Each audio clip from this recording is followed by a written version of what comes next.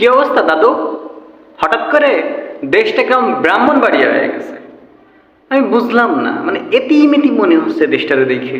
হ্যাঁ, যে এই যে এত মানুষ যে প্রত্যেক দিন একটা আন্দোলন করতেছে, এক এক দিন এক একটা বিষয়ে আন্দোলন, মানে প্রত্যেক দিন কোনো না কোনো বিষয়ে আন্দোলন হচ্ছে। এই আন্দোলনটারে থামানোর জন্য একটা আন্দোলন করা উচিত। কারণ আমি চিন্তা ভাবনা করতেছি কি, যে আর কয়দিন পরে মানুষ হাগা নিয়ে না আন্দোলন শুরু করে, যে ভাই এত আইতে পারবো না, প্রত্যেক দিন হাগাটারে কিভাবে বন্ধ করা যায় এই জন্য আন্দোলন করতে হবে। মানে মানুষ তো আন্দোলন খুঁজে পাবে না, আন্দোলন করতে করতে তো সব শেষ হয়ে যাবে।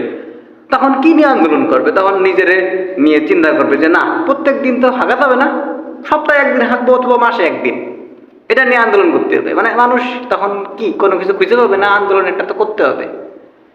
এই সব আন্দোলন না করি, যে আমরা যারা সিঙ্গেলটা আছি, বিয়ে শাদী কোনোভাবে করতে পারতেছি না, এই আন্দোলন নামলে কেমন হয়? যে শীতকালের সময় বিবাহ শাদী দরকার, হ্যাঁ আমাদের বিবাহ দিতে হবে, সেইভাবে কি আমরা গণ আন্দোলন গড়ে তুললাম। গণ আন্দোলন বিভিন্ন জায়গায় বিভিন্ন মিটিল মিছিল করে আমরা বাস টাস বিভিন্নভাবে কি অবরোধ করলাম, দেশের ভিতরে আন্দোলন করলাম যে বিবাহ, সিঙ্গেল জীবন থেকে বিবাহ জীবনে পদার্পণ হইতে চাই।